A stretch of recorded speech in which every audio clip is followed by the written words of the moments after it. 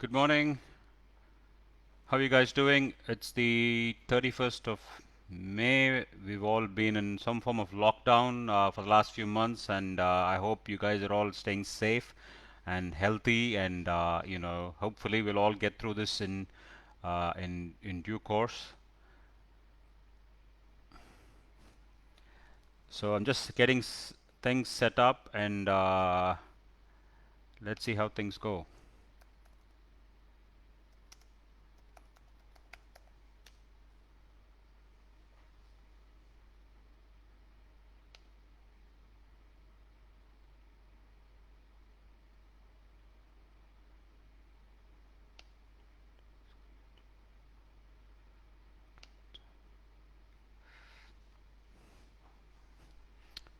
Okay.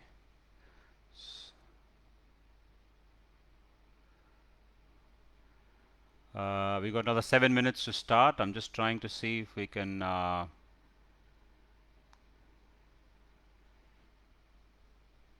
If you have any questions at this point, please type it in there. And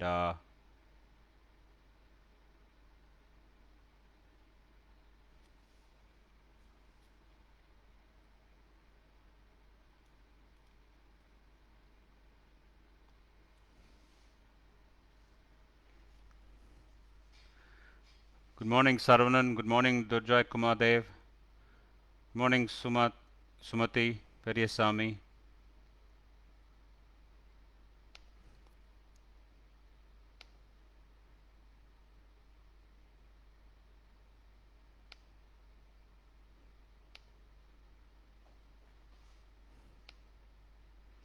Morning, Somasundaram.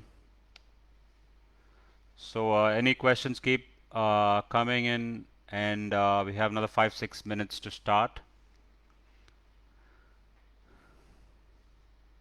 Also, put in where you're, where you're signing in from. It gives a perspective for us. So, as you know, I'm from Chennai. Our clinic's in Naga. Hi, Muhammad Anizurin. Hi, Madhusudan.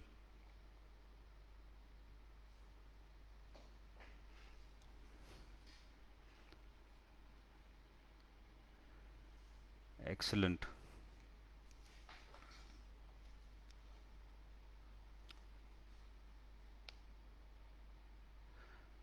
Hello, Mr. Sanjeev Kumar Bardhan. How are you? It's always good to see you. Good morning, Jabadas. Hi, Harinaran Sarkar. Thanks for liking all our posts. You are a top fan, yes. Hi, Sinan Shukur. Hi, Anirban Saha. Sinan asked me, what are you going to talk about? We can talk about anything to do with the tummy, staying positive in this period. It's very important. I think we'll start with that because with this virus and the pandemic, lots of our lives have been disrupted. So maybe we'll start off with a positive note on what to look forward, the challenges we face, and then we'll talk about health. And I could answer any of your questions, obviously, within my limit. So ask me. Uh, Hi, Prabhan. Hi, Sanjay Sethi. From Ananaga. Hi, Sanjay Sethi. Hi, Mohammad Farhan. Good to see you guys. Hi, Virendra. So another few more minutes and then we'll get started. And hi, Saran Krish from Bangalore. Yeah, biofeedback, Saravanan, it's a very good thing. These pelvic floor problems are quite challenging. They need to be, you need some counseling. You need to be advised on how to use the, defecate. It's like when you're born, you don't know how to go to the toilet, and when you're very old, again the same process happens. So it's like post surgery also people have these problems, and you have anal surgery. So it is to learn to properly use your muscles. So biofeedback is very useful. It's available in Apollo Main Hospital, so you should consider that, or something locally in Bangalore. We'll talk about that. Hi Anirban Saha, Calcutta. Yeah, I want to. I haven't been there. I want to. I want to be back in, the center of town, having some good food and meeting all you nice people. Yes. Hi Mahur Rahim. Hi Shariar. Hi Ashek. Sohan. Feroz. Darlong. Excellent. So another couple of minutes. Please send in your questions. Today I don't have an assistant to work with me or my colleagues, so I may have to just look at these questions and then go back forward. So just but it's still one-on-one. I'm sure we'll enjoy what we're doing. I hope you'll find this useful. I think it's good to keep connected. I find that sometimes, on the lockdown, we just, miss our patients. Obviously, it's work. It's what keeps us going, and we're all here to help, obviously. And I can fully understand the challenges people face, because of the pandemic. So we'll talk about that. And it's important to stay positive. Uh,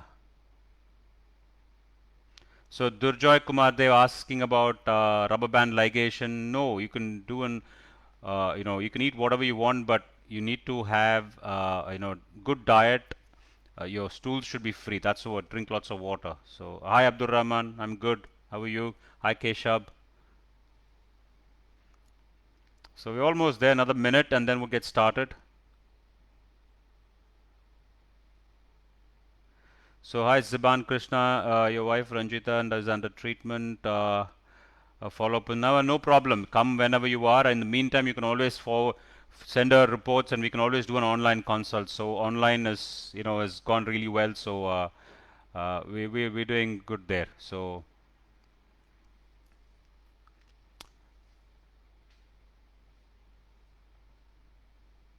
hi Shantanu Chand, just message me, leave your number, and we'll give you an online consult. Connection, and then we'll sort that out. Okay, so we're almost there. So good to have you guys back, and we have more than or at least about 100 people, more or less. So let's get going.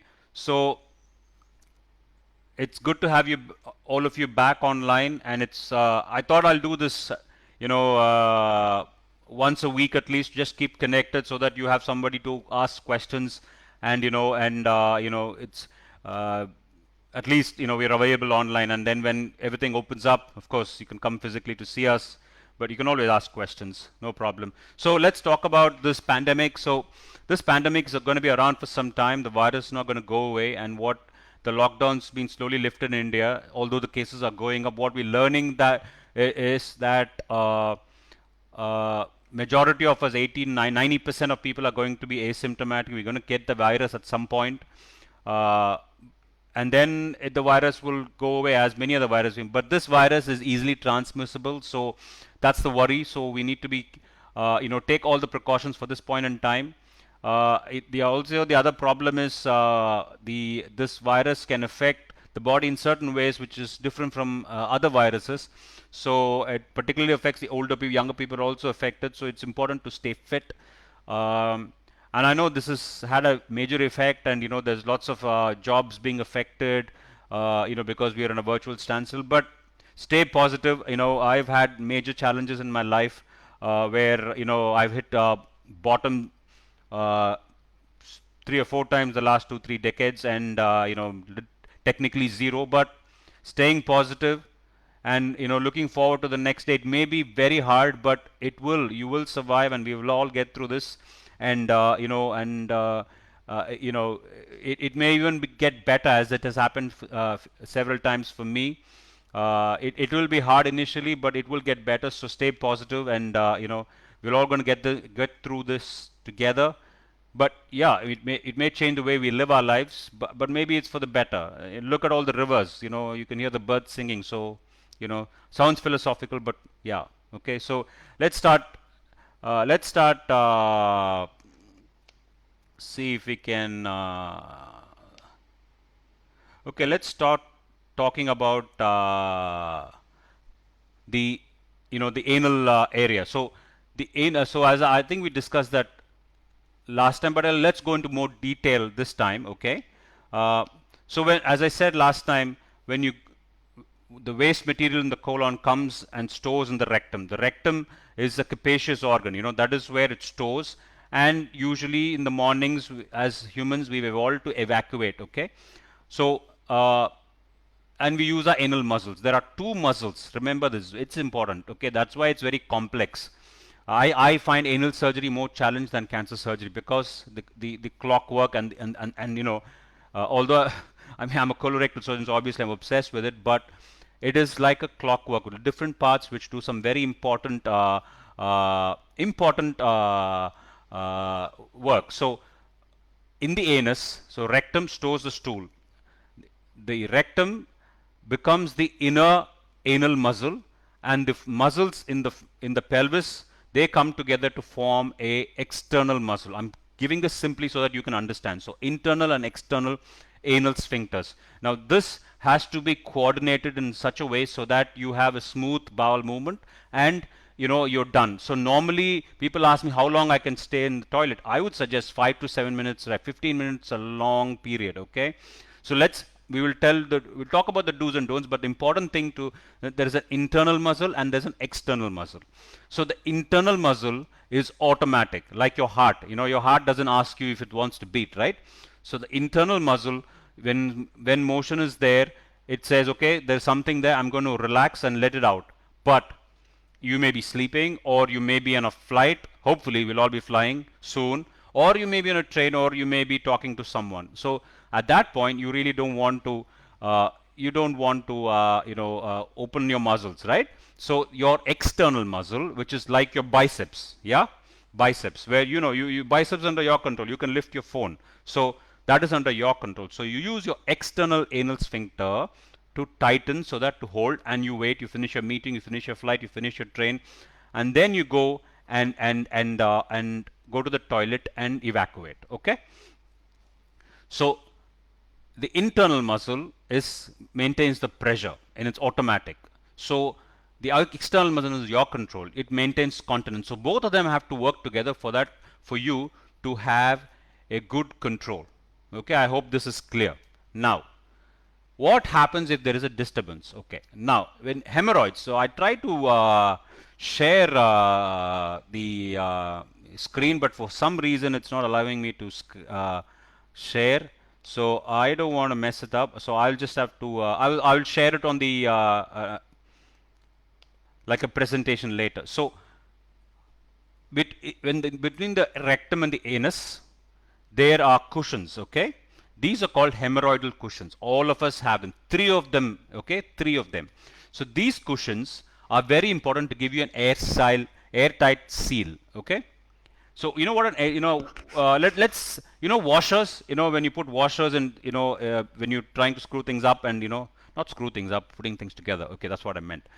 So the washers give you an airtight seal, so there's no leakage of water. Similarly, these cushions give you an airtight seal, so that no liquid or gas escapes out, so that you don't want to have a pass some gas when in the middle of a meeting, because it can be embarrassing, or it may smell. That's all natural, but I'm just saying. So these cushions give you an airtight seal. Now, with constipation and straining, these cushions swell up. That's when they become internal hemorrhoids, grade 1 or 2. So grade 1 hemorrhoids are internal. Okay? Grade 1 hemorrhoids are internal, and grade 2 is when they start to come out and they irritate. Grade 3 when they come out and you have to push it back in. And grade 4 is when it stays out. All right. Now,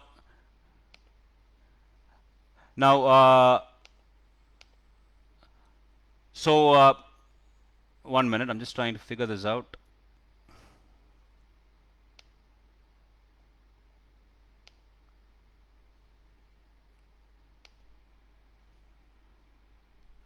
Can you all hear me? If you can hear me, just say, because I'm having trouble with the.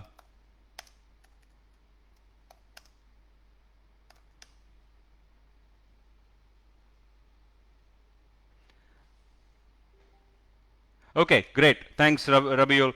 So, so the important thing is these hemorrhoids start to come out. Now, so I told you there are internal and external muscles. I told you when motion comes, the internal muscle opens up. So these cushions, when they start to swell up, they start to irritate the internal muscles. Okay. So when they irritate the internal muscles, the message goes to the brain to say, hey, this is probably motion, but actually it's the hemorrhoids which are irritating that area, right? So that's when you get the sensation, oh, do I go to good toilet or not? I just been to the toilet. Why am I getting the sensation? So that's when you go back and then start to push things out, right? You know, it's called incomplete evacuation. Incomplete evacuation, right? Common symptom with hemorrhoids. So that is when you get grade 1, grade 2, grade 3, when this cushion is irritating and the messages are going to the brain to say that, thanks guys, okay, great, okay, let's keep going. I got the message, right? Okay. So that's when you get incomplete evacuation, you get irritation, anal itching, and these are symptoms with hemorrhoids. So how do we deal with it? Stop straining. Very important. You know, you need to drink lots of water, 3 liters of water. Then lots of vegetables, particularly greens. You know, palak, kheera, and tamar. Very good. You know, and dal. You know, just have a portion of that every day. It keeps your motions free. Lots of water. Lots of water. And avoid red meat. So once you do that, the motions become soft. Then using the toilet, you know, this is very important. This is very important. Now, don't take your phone or your newspaper or anything you want to read, magazine. Please don't go and sit in the toilet, read it, because what will happen is you'll spend 15-20 minutes, sit there, and then you're reading. You would normally finish in 5 minutes, right? But what happens is, once you've done the job, you want to finish this paper, sending your messages, playing games with your friends, you will sit there and keep straining. So once you keep straining, you know, this cushions will get, you know, over a period of time start to come out. Okay, so please, 5 to 7 minutes, bowel movement, you know, and that should be done. Now, if you have to go second time, third time later, that's fine. But if you sit there, I want to push everything out before I go to the office, to my work, to the store, to the clinic, I drive a bus, whatever it may be. You may, because you don't have a chance to go to the toilet later, but the problem is you have to balance it. Okay, so of pushing it too much, then the cushions come out and then they develop hemorrhoids. So now, questions I often get asked, as I can see here, is can hemorrhoids become cancer? Answer is no. Can hemorrhoids be present when somebody has cancer? Answer is yes. It can be there. So, you know, the symptoms are very similar. So we need to make sure that, we change our, these things happen, we should have it checked, and it's very important. Okay? Great. Now, what else can we do? Obviously, as I said, again, people do a lot of exercises. You know, when you exercise, you dehydrate, so you need to drink more water, at least 3 days. And in Chennai here it's too hot, so you get dehydrated more. So please drink lots and lots of water. Okay, so now let's so treatments wise, let's quickly go through it. So the simplest thing is change of lifestyle, drinking a lot of water, not straining in the toilet, keeping it simple, a lot of vegetables, avoid red meat. Now if things don't, and you still have these symptoms, see a doctor. Ideally, what I do is I do a sigmoidoscopy, make sure there's no, because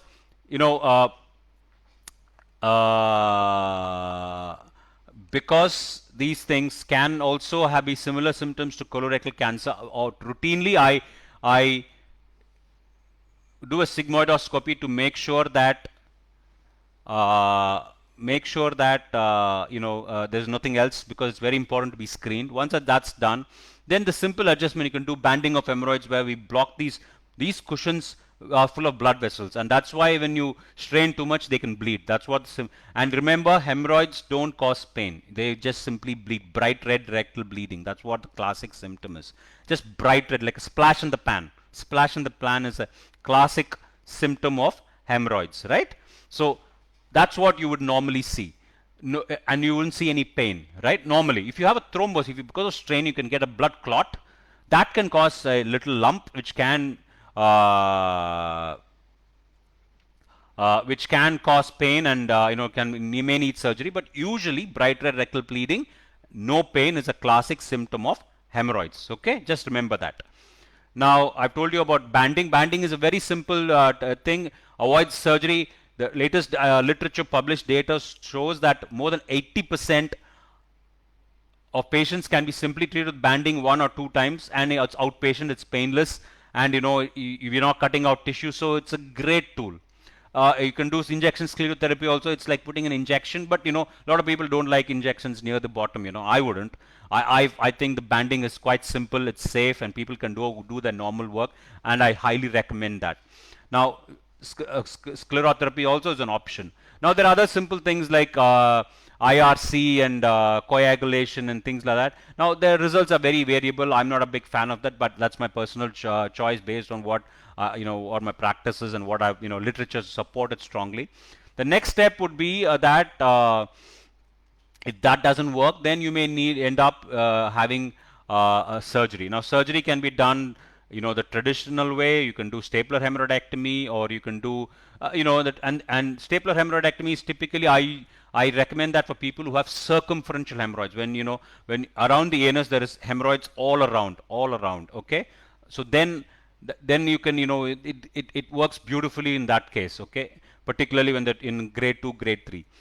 Grade 4, when hemorrhoids are out, they typically don't work very well, and so that's a good operation. It's less pain, quick recovery, but recurrence rates are double that of standard operation. Okay, that's the problem I see with it, and that's what the literature shows. So it's a good operation, less pain, a little bit more expensive than the standard operation. The standard operation gives the best results, gold standard, but it can, when you cut something out, it hurts. Yes, people say, sir, can we do laser for it? Yes, you can do you can do laser operations for it. But it's quite popular too, and people think it's advanced technology, and we also routinely offer that. But I traditionally offer standard operation with diathermy, which is simple, safe, quicker, cheaper, and I don't think the healing rate's anything different. Some surgeons claim that, but maybe in their hands it does, and some data is there to support that. But what we need to understand is that the standard operation gives more pain in the first week or so, but in the long term, after 3-4 weeks, it gives, and long term, few years down the line, the chance of recurrence is the lowest compared to stapler or operation. And the complications are also much long-term complications of urgency, and all those are much less of standard operation. Okay, so yes, there are latest technologies. I mean, I use a robot to take the cancer out, but one, it has to work. It should not do more damage. 1, 2, and it shouldn't have long-term complications. So so even if you're paying a little bit more technology, it should give best results at the end of say few years time. That's when you assess a particular technology and to say, yeah, I'll use that. So in my practice, so I would start off, change your lifestyle. Very important. You can have lots of doctors, do lots of different things, but important thing is to change your lifestyle, drink lots of water, good diet, and usually those things will solve your problem. If things don't settle, then get checked by a doctor. Then he will put you on some medication, as I normally do. Watch for a couple of months, and if things don't settle, then we can try banding. If that doesn't, then we can go step by step. And there are all the risks and complications and the best outcomes are all laid in front of the patient, and they can choose which is best, right? Okay, so that's for hemorrhoids. I'm going to go and answer some of these questions. Let's see. So there's Sonal. Hi, Sonal. If there is a history of colon cancer in the family, then how susceptible the next generation, and when it... So as I said last time, if there's a family of colon cancer, okay, I'll just answer that and go to hemorrhoids, okay, because we started. Yes, it comes in the family. You should get screened. So somebody, if in the family, say the father had it at 50, the children should get screened at around 40. Unless they are young and they have symptoms now, bleeding, whatnot, they should get it screened now, okay? So, right. So somebody says, Prakash Bharadwaj, எனக்கு மூலம் கழிக்காமலே மலத்வாரம் ஈரமாகிறது. So What that means, what Prakash is saying is, uh, without even going to the toilet, he feels wet around the anus. So when that happens is because when you have hemorrhoids, typically is when you have this internal hemorrhoids irritating, and that can cause a sensation of something is there, and that's when the internal muscle opens up and some of the mucus inside comes out, and the மலை. So Prakash, உங்களுக்கு மூலம் இருந்துச்சுன்னா அது கொஞ்சம் அந்த irritate பண்ணி இந்த muscles open ஆகி அந்த இந்த மியூக்கஸ்னு வாங்க அது வெளியில் வந்தால் அந்த ஈரமாகும். ஸோ அதுக்கு கொஞ்சம் செக்அப் பண்ணி அது மூலம் இருந்துச்சுன்னா அதை ட்ரீட் பண்ணுங்க. Okay, so my brother is feeling pain discomfort after surgical rectopexy.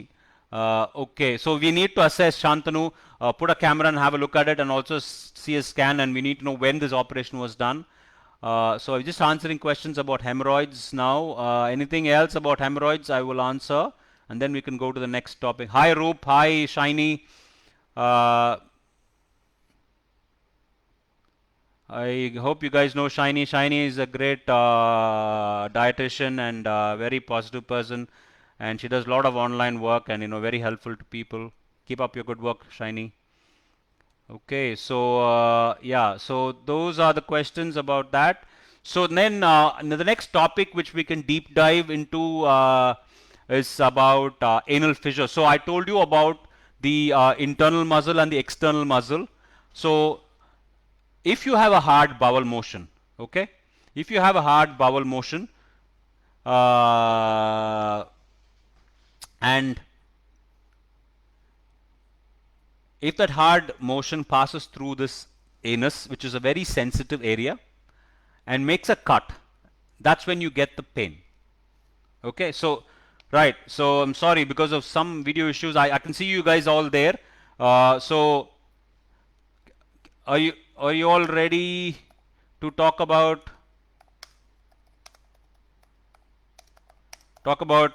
anal fissures? Yeah, say yes.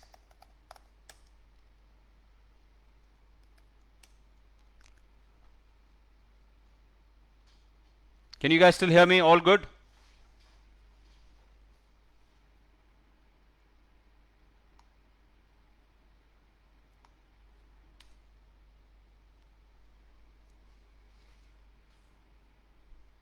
Hello? Can you, oh, okay, great. So that's great. That's excellent. So the anal fissure. Hi Shri Kumar. Good to see you. I hope you're doing well in Kerala. Excellent, excellent. So when you have a hard motion go pass through a sensitive area of the anus, it makes a cut, right? That's where, so you get burning, pain,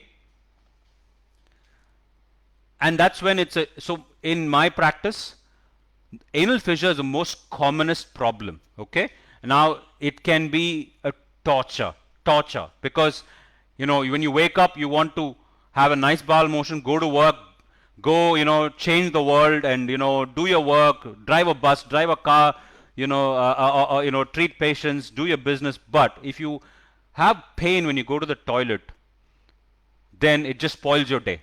Patients come to me and say, doc, it's spoiling my day. It's just putting like ground glass, and it's just so painful, and I can't explain that, and I can understand it because I've had it once when I was abroad, and it was painful, and I didn't know what it was, in my early days. But then I was studying for it, so in due course I found out what it was.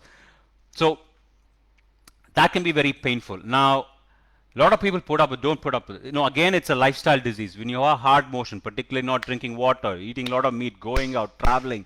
Now, you guys are all high flyers, so you will be, on the go. But important thing, keep drinking lots of water. Watch what you eat. It's so very important because we forget about taking care of ourselves. A pandemic like this has shown us, like, I was telling my wife, right, $400 gives you a bag full of food, and then we keep running, and what for? Sometimes we have to step back, and all of us have to think, right, okay, there's a reason why we do it. We have to look after our family, we have to look after our things, and we have to achieve something.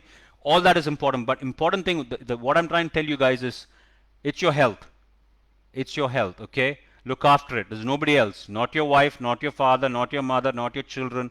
Only you can look after it. So just keep thinking, right, yeah, I want to work hard, enjoy, party, travel, do all those things, but look after yourself. Enough water, enough sleep. I'm telling you, because I've had major problems with sleep, because you're always on the run, thinking about what's going to tomorrow morning, what surgery, and exams and whatnot. And it does really affect, because if you don't sleep well enough, it affects your immunity, it affects your health, and if you have concentration. So I had to take a step back and say, okay, then that's when we build teams, split the work, share your work with your team, delegate. And it's very important to do these things, because all these things are interrelated. You may think, well, how is that got colorectal? I promise you, everything is related. There is something called a gut brain axis. Your gut health is so very important.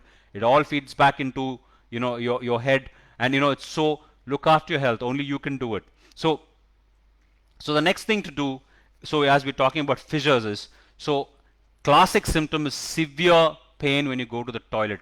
And people say, like, doc, I want to kill somebody or kill myself. That's how bad it can be, okay? And so what happens is, so if you go to the toilet in the morning and it's going to hurt you, you would avoid going, or you would say, like, yeah, you push something out, it's hurting, you stop. So it becomes a vicious cycle. So you end up with hard motions, and it gets stuck there, and the next day you go, and so you build up on that, and it becomes a vicious cycle. So you get constipation, hard motion. Every morning you try to push it out, it hurts, it bleeds, so you get drops of blood, not like a splash in the pan like the hemorrhoids. Yeah, you get drops of blood, but the classic symptom is a tearing pain, right? So once you get that, it's a classic symptom of anal fissure. Now you can still get this with colorectal cancer, particularly rectal cancer symptoms. So that's why always be aware, if symptoms don't settle within 4 to 6 weeks, you need to go see a doctor. Okay? So I know we are repeating it same as last week, but I think it's like surgery, right? You keep doing the same thing, you get better at it. That's why I don't do all kinds of surgery. I do only colorectal surgery, only rectal cancer surgery, or only anal surgery, hemorrhoid fissure, because there only you can get good at. So similarly, why I keep repeating the same thing again and again is that I need you guys to understand, because once you understand, then you don't need to come to me. I know, you'll say, like, doc, but that's your business. Look, there are 8.5 million people here. They all need help at some point. Important thing is, if you can educate yourself and make these changes in your lifestyle and drinking water and all these things, then you don't need to see a doctor. If you need, yeah, we're always there. So don't, we'll always be there around for something or other. So don't worry about us. Important thing is to stay positive. One, because that's what we need, what's going on in the world. Second, look after your health. And three, understand what you're dealing with. Once you deal with it, then you will educate people around you. What I want to achieve in all this is, one, simple things. You don't follow wrong advice. You understand these things, and you make those changes. If things don't get better, obviously you can come and see us. Also, you can also spread the message that these symptoms can be very similar to colorectal cancer. So spread that message. If things don't settle in 4 to 6 weeks, it could be something sinister. You need to have checked. We'll talk about what are good tests later. So fissure wise, as I said, it can be very painful. The simple things are more water, cut down on the red meat, eating out, restaurants. Obviously, we're not doing it now. I'm sure most of you are feeling a lot better. We're eating at home. That's what your wives, your husbands, your parents have been telling you, even your children. So, but once it all opens up, we'll all be doing what we're doing. So keep in mind that drink lots of water, eat healthy, avoid red meat. If you're going to eat, a lot of water, that's very important. Sleep was also important. Now, you can take a laxative, which will free up the stool. There are some ointments which you can give. Now, we need to confirm what type of it. There is something called diltiazem or GTN. Now, I don't want to give these things out, because you can use them, but it's not the right way to do it. Okay, do the simple things. Drink lots of water, watch your diet, and if things don't settle, and if you're not paying, see a doctor, whoever local, or see a specialist and get the advice. Okay, there are very few medicines which will work, and these medicines will relax the muscle. Just putting ointments, which like steroid creams, don't help, like Innovate and things. So please understand that. The problem is, there is a cut. So because of the cut, the internal muscle, as I told you, like the heart muscle, and the internal muscle goes into spasm. Okay, that is why when you push the motion through it, it's going to hurt a lot. Hi Anuradha. Hi Damodaran. Hi Tamina. So it hurts. So what we need to do, the ointment has to relax this muscle. Okay, the steroid creams give you steroid. It just makes you, like any disease, you put steroid in the acute setting, it just relieves it, doesn't cure the problem. In some cases they do. Most of the time they're there to reduce your symptoms. Okay, they may do that, but they don't heal the cut or the fissure. So hi Sanjay Datta. So the important thing is, get it checked and get the correct ointment. The simplest thing you can do is change your diet and all that, and use the laxative, which is simple, which you can use, right? And water, as I said earlier. So those are simple. Now, if things don't settle, see your specialist, and they will give you different treatments. Again, advise you on medicines and all that. If you already tried that, the next thing which I use, particularly in younger women, because young women have a smaller muscle, as I told last, muscle complex compared to men, and also, women go through a lot. We need to acknowledge that men take it for granted. We all do hard work, but women do a lot. They have childbirth, which we will never do. Whatever we do in our lives, it's never going to be enough for compensate for what they do. And when they have their children, there is potential to damage their muscles. Hi OS Khan from Kashmir. I hope I'm sure Kashmir is beautiful. Even so, with all the lockdown, I wish I could visit Kashmir one day. It's a beautiful part of our country, and we should be very proud of it. Okay, so coming back to women, so particularly, so the muscles can get damaged. So it's very important, for we respect them, and and all your children, women, please tell the children that, I don't know if you tell them, you need to make them aware the sacrifice you do, and all the men, please understand that too. So that's why the standard treatment for a fissure would be a small cut to release this muscle spasm, right? That's called a sphincterotomy. It's a gold standard operation. It gives the best results. You could do it with laser, you could do it with diathermy, it doesn't matter. As long as you don't cut the external muscle. I told you the external muscle is for control. So you don't cut the muscle. That's why some patients come to sir, they cut the muscle, and somebody known to me lost the control. So that's when you can lose control when you cut so you need to cut the internal muscle. So that's where the expertise comes in. Okay, cutting the internal muscle. So great results, 97% cure rate, standard internal sphincterotomy, gold standard operations. Now, is there anything in between? Botox, yeah, Botox, right? Yeah, you can use it for the face and you can use it for the bottom. Yeah. So what Botox does is basically what when you use it on the face too, is it relaxes the muscles. That's when the furrows or the creases disappear. So similarly, this muscle has become very tight because of the cut. So you put some Botox in it. This relaxes the muscle temporarily for 6 months, but that helps to heal the fissure. Okay, 80% success rates, that's what's claimed. So particularly young women, who are going to, they may get married, not married, they may have children, not having that's their choice. So we all have to respect that. But hi Khairun, hi Amir Das, hi Sri Karthik, thanks Sanjay. So it's the Botox will help because you're not cutting any muscle. We're giving as a temporary thing, and 6 months of relaxation, then it comes back to normal. By that time, hopefully, it will all heal up, right? So Botox is an option. We can use it for men too. I'm just giving. I prefer. Hi Rebecca. Hi Binti. So you can use the Botox as an in between, and then you can we can always go for standard sphincterotomy, which gives 97%. Hi Dr. Al Mamoon, great to see you, friend. And you can always go for the sphincterotomy. So these are lifestyle diseases. Okay, so we talked about these two things. So compared to a fistula, which you may definitely need an operation, the fissure and hemorrhoids are entirely up to you guys, right? You have to watch your lifestyle, drink lots of water, a lot of vegetables, and watch what you eat, and you should pretty much take care of these symptoms, and you will don't need to go see a doctor, hopefully not.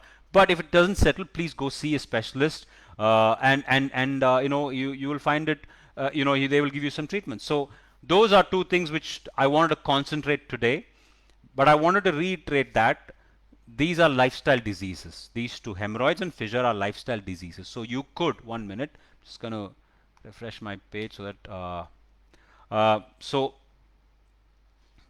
so so Subir Paul is asking a question. I've had hemorrhoid surgery a year back, and his wife, and then there is a lot of itching and sensation. So first thing is to get it re-examined by the doctor. Two, it could be some residual. See, after hemorrhoid surgery, now, or also, this is an important point, because after if you have small hemorrhoids, they cut it, it's usually fine. If you have large hemorrhoids, you remove 3 of them. I told you there are 3 cushions. You have to leave a little bit in between so that it doesn't form a very tight, when it heals, like a little very tight, what we call a stricture, right? Because then it won't relax enough. Now, because of that residual bit you leave, so that it heals nicely, can form a residual hemorrhoid. So that needs to be banded, or we can deal with it. So that needs to be assessed. So Subir, please get in touch with us or with your local doctor, and we can advise you further. So again, Madhukar Jetli is welcome, and you're asking about fissure treatment. As I said, lifestyle, water, vegetables, avoid red meat, and usually these things should get better. And blood comes because if it tears that little muscle, and the tissue, and bleeds. Okay, so those are 2 things which I wanted to talk about. Now, I also want to talk about today about I think we need to, as we're talking about women and all the great work they do. So let me, some of you know, childbirth can be very painful. Women are amazing. We don't give them I think we do more so in this country. We're more aware, and I think it's very important to understand that when post delivery of a child, 40% of women will have some symptoms related to anus, because the baby comes out through the front passage. The back passage of the anus is very close, and it stretches all the muscles, right? So when the baby comes out, it can, one, put pressure on all these muscles, so it can get damaged. 2, they can do episiotomy, where they do a cut. I'm sure they said they made a cut. Tile potanga sir, baby varla, or put a vacuum to evacuate the baby. Now, all these things can cause damage to the muscles around the anus. Okay, 40% of these women can have some problem.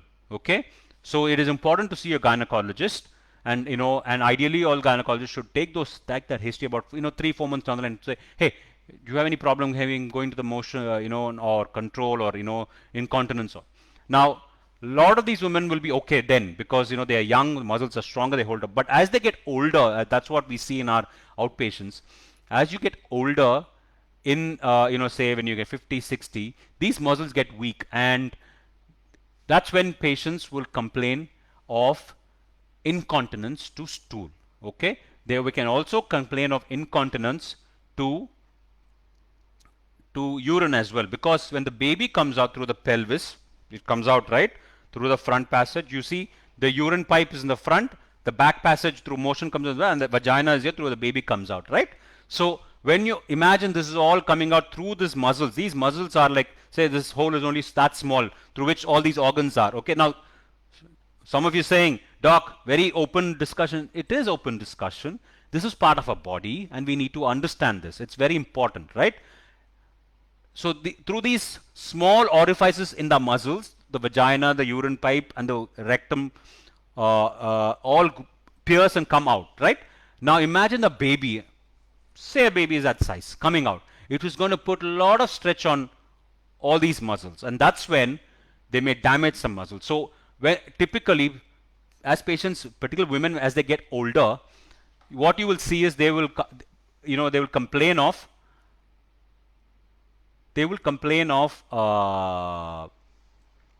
incontinence to stool, urine, or even some they feel the prolapse of rectum, prolapse of vagina, prolapse of uterus. All these things can happen. I mean, in a variable degree. Not everybody has it. A lot of people have it, okay? But the problem we have in, particularly in this country and abroad too, is that women don't know where to go to, okay?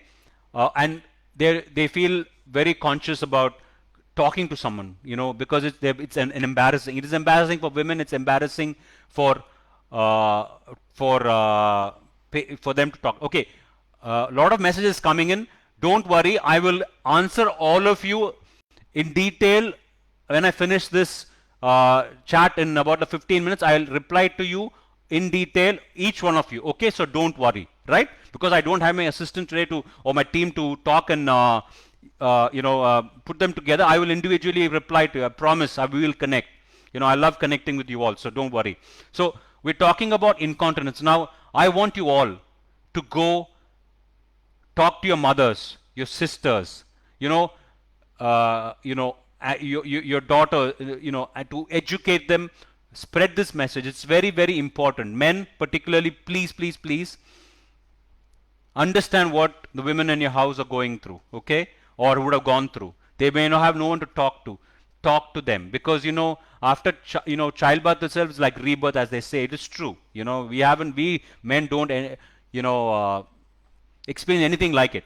Yes, business, we go and do lots of things and change the world, yeah, but women are a completely different platform. So all I'm trying to say is, incontinence is a big issue. People don't talk about it. I want to spend the next few minutes talking about this, because they don't know where to go to. They can go to speak to a gynecologist, they typically, because usually gynecologists are, the women they prefer, but you have to know that men gynecologists are actually a big proportion, and they do great jobs too. So, and I personally think, guys, that I don't think it matters now in the current generation that whether your doctor is a man or a woman. It is important they are well, they are good in their work. You should have, if you are going to see a doctor, man or woman, you should have a chaperone, ideally.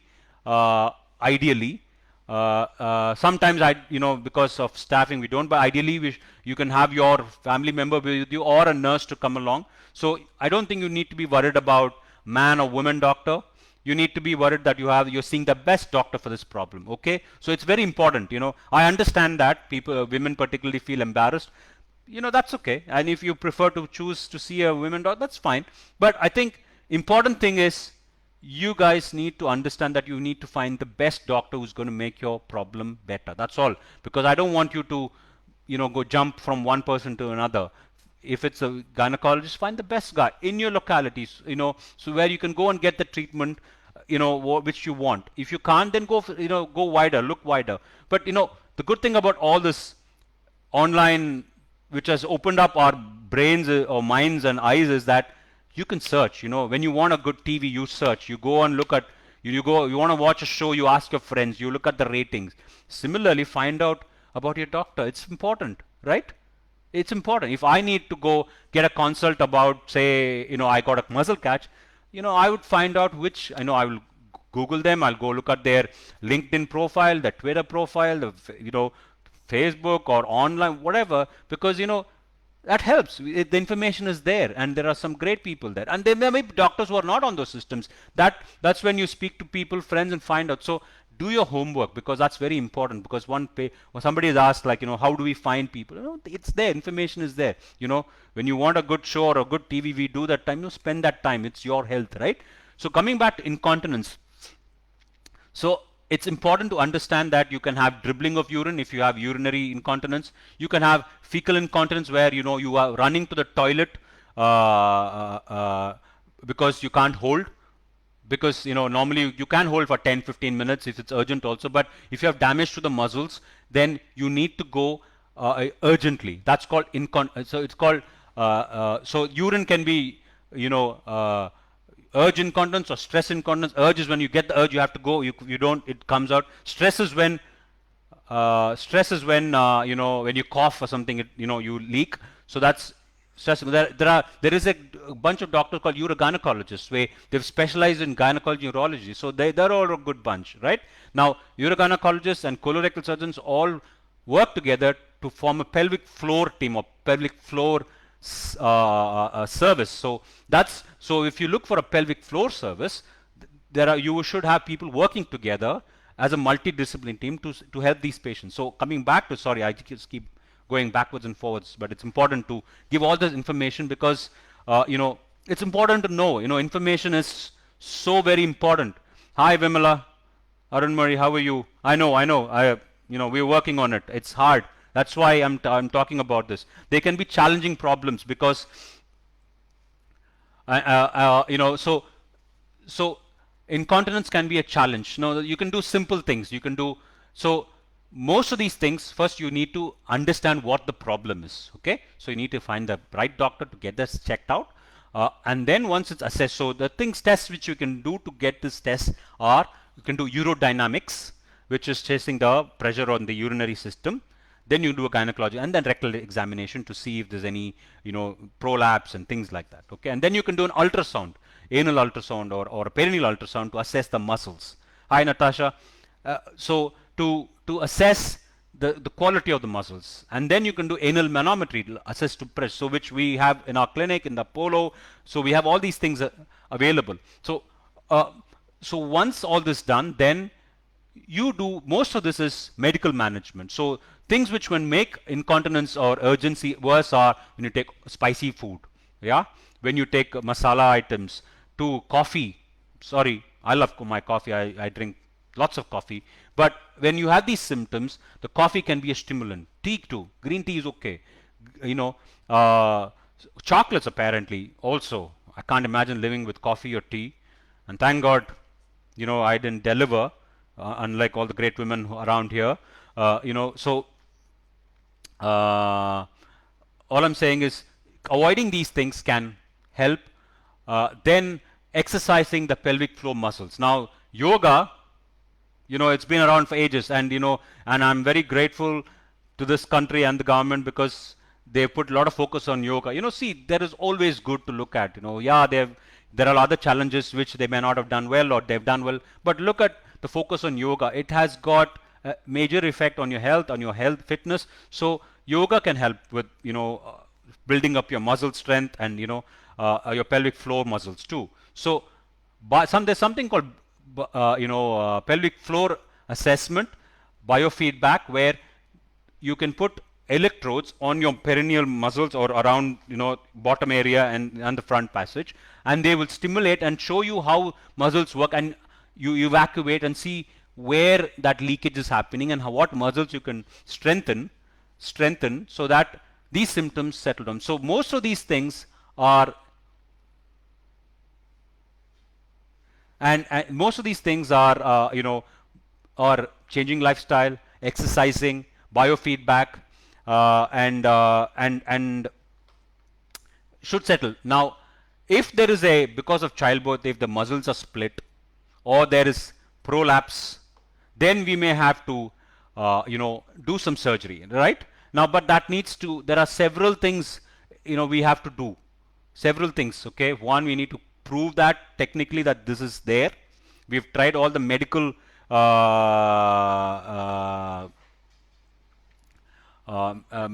medical changes, physiotherapy, and if all those things don't fail and don't work properly, then surgery may be an option. Now again, see, surgery gives variable results, right? It's not a goal like answer to everything. So that's why these things need to be managed by somebody who deals with it regularly, more so in a service where all these specialists are sitting together and talking together, right? So that's called a multidisciplinary team. Multidisciplinary. Very few centers across this country have multidisciplinary team, and we've got one in Apollo. We've put together in the last 3-4 years. We put all our patients through it to see if that treatment is correct, if the results are good, because my colleagues or or my critics, they will come and tell us, look, this is not doing well or not. So it is like an audit, and also it tells us what is the best. So what I'm trying to tell you guys is, ask the questions. Ask if your doctor's got the experience, right? Has got the experience, does enough volume of these particular, deals with these kind of lots of patients like this. Also part of a multidisciplinary team, because it's not, surgery is not a one man, it's a team sport. It's not a one-man show anymore. Those days are gone, long gone. We are all part of a team. Yes, you may need leaders to run the team and show the direction, but it is like clockwork. There's lots of cogwheels. They all have to work together. An important thing is you have a team. The nurse is as important as the doctor, right? Nurse is as important. My nurse, she's called Madhakani. I think some of you might know her. Holds a phone which is 24/7. You know, it's a big commitment. She does it, right? And you know, as the Apollo colorectal 24/7, hotline number, she holds it. You know, and patients can say and contact it anytime. And I'll share the number if you guys are want. But look at the commitment, right? And you know, these are the people who make us service. So that what I'm trying to say is, you need a team to look after you. If you need, and it's not just the doctor. Yeah, you need the experience, but hi Sinan Shuku, how frequent do you do multidisciplinary? We do it Friday morning every week. We do about 35 to 40 of them every year. It's important to do all your results have to be discussed in those meetings. Like, you know, in business, it's like your audit, right? It's all, you know, there's so many similarities. We are all the same. Doctors are, yeah, we do a different thing, but we are more accountable now. We are very accountable to our patients, And I've been busy running, and one patient in the last few months, all before this, we had a conversation. He said, like, Doc, I know you're very busy, but you know what? I come to talk to you. You have a good team, but I come to talk to you, and it's okay if you can't talk to me, but I was hoping. Now that's a big thing, So this can be taken to any of your work, your business. So you may form the team. You need that team to work closely, work hard, but you still, as a leader, as a head of the home, as your family, you still need to give them direction. You need to give them direction. You need to give them guidance. You need to keep the morale together. You need to talk to them. So thank you, patients, who reminded me every now and then that it doesn't matter how busy you are, you're still a doctor, and I still need to talk to you. And and I keep forgetting that because Robin Sharma says, "Don't be busy being busy," because that's I'm sorry, I've done that so many times. So I try to, and this platform, I find that 1 hour I'm going to sit and talk, so that several questions I've not answered. I know a lot of you, I'm going to answer each one of you individually, I promise that.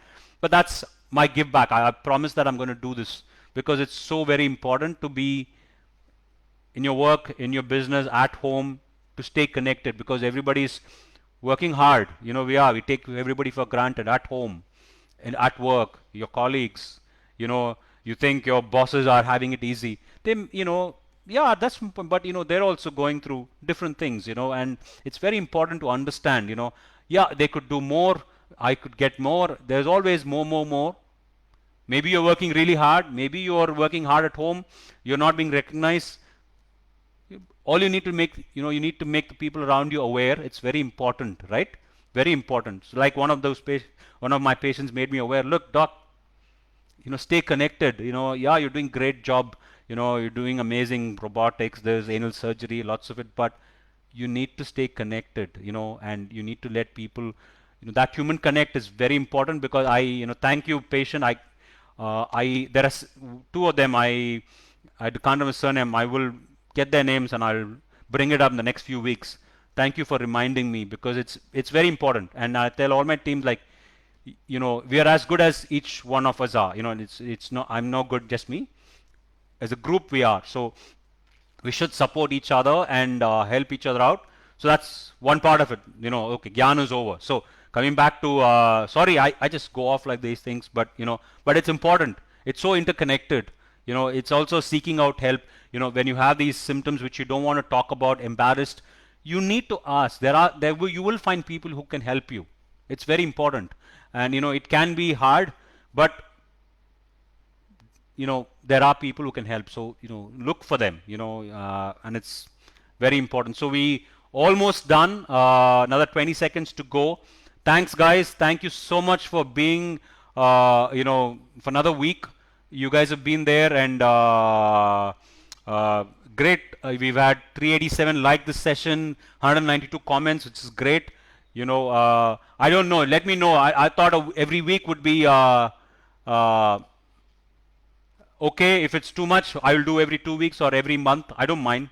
But I like interacting, seeing like Saran and Krish talking to, saying hi, and I think we'll keep to at least during this lockdown period. At least you have someone to talk to, or at least put key in your messages there, and I'll come back and answer them. All right.